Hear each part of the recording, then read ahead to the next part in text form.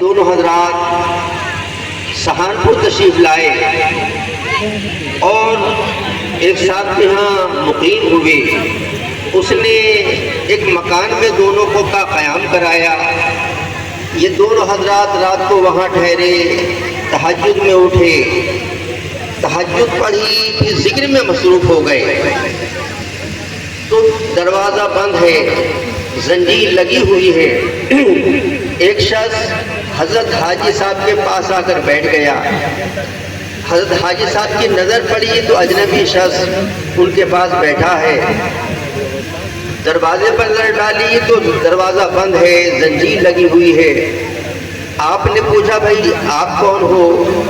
اس نے کہا صاحب میں ہی تو وہ ہوں کہ جس کی وجہ سے یہ مکان ویران رہتا ہے, کوئی کرایہ دار اس میں ٹھہر نہیں پاتا. میری پریشانی کی وجہ سے وہ مکان کو خالی کر کے چلا جاتا ہے. میں قوم جنات سے ہوں اور میری بہت دنوں سے چاہت اور خواہش تھی میری آپ سے ملاقات ہو جائے. آج اللہ نے آپ سے ملاقات کرا دی. میری بڑی سعادت ہے اور میرے دل کو بڑی خوشی ہو رہی ہے. آپ نے فرمایا بھائی ہم سے محبت کرتے ہو اور اللہ کی مخلوق کو ستاتے ہو, یہ اچھی بات نہیں ہے. اس نے کہا حضرت آج سے توبہ کرتا ہوں, میں کسی کو ستاؤں گا نہیں.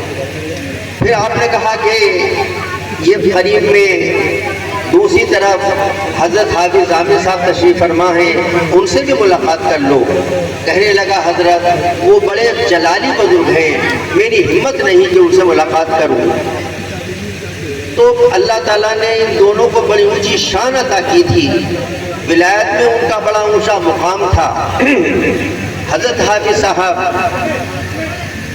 ایک مرتبہ جب شاملی میں مسلمانوں پر انگریز ظلم کر رہے تھے تو ان سے جہاد کا حضرت حافظ صاحب نے پروگرام بنایا, مشورہ کیا اور جہاد کے لیے تشکیل شروع کر دی. حضرت حافظ صاحب کے پاس ایک سیٹھ صاحب آتے تھے, وہ ان سے محبت بہت کرتے تھے, زیادہ ذاکر شاغل نہ تھے.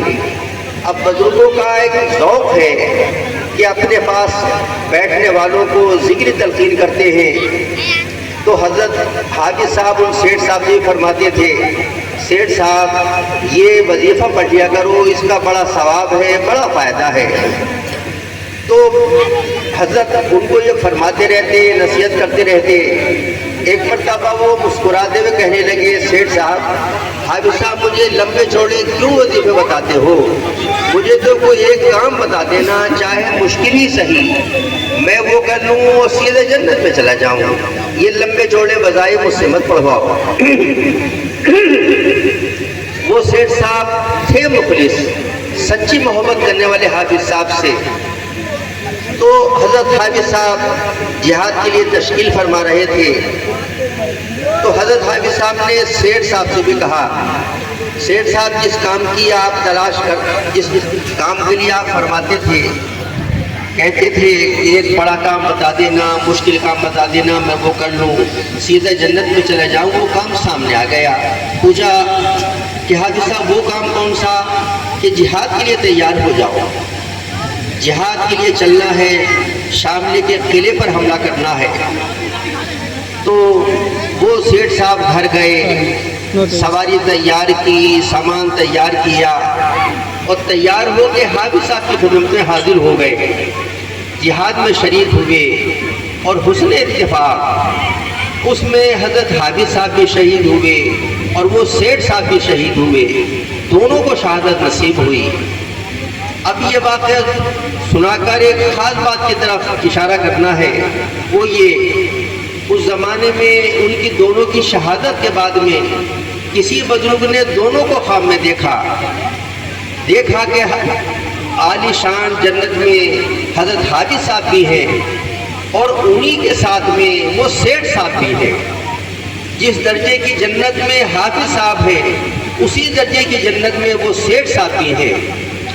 حضرت حافظ صاحب نے بڑے مجاہدے کیے, بڑی ریاضتیں کی, بڑی عبادت کی اس پر وہ اتنے اونچے مقام پر پہنچے تھے اور اونچے درجے کی جنت ان کو ملی تھی، لیکن وہ سیٹھ صاحب ان حافظ صاحب سے محبت کرنے کی برکت سے اسی طرح کی جنت میں پہنچے اور اسی طرح کی جنت ان کو بھی حاصل ہوئی۔ تو ہم میں سے ہر ایک عالم نہیں بن سکتا، حافظ نہیں بن سکتا، لیکن اگر یہ چاہے کہ علماء کی برکت اور علماء کی معیت اس کو حاصل ہو، حفاظ کرام کی معیت اور ان کی برکت اسے حاصل ہو، تو علماء سے، حفاظ سے، قراء سے، مدرسین سے اسے سچی محبت رکھنی چاہیے۔ یہ سچی محبت رنگ لائے بغیر رہے گی نہیں، اور اس کی برکت سے قیامت میں ان کا ساتھ انشاءاللہ نصیب ہو جائے گا، اور انشاءاللہ جنت میں بھی ان کی معیت نصیب ہو جائے گی۔ اللہ تعالی ہمیں ہمارے دلوں میں اپنے نیک بندوں کی محبت پیدا کرے۔ علماء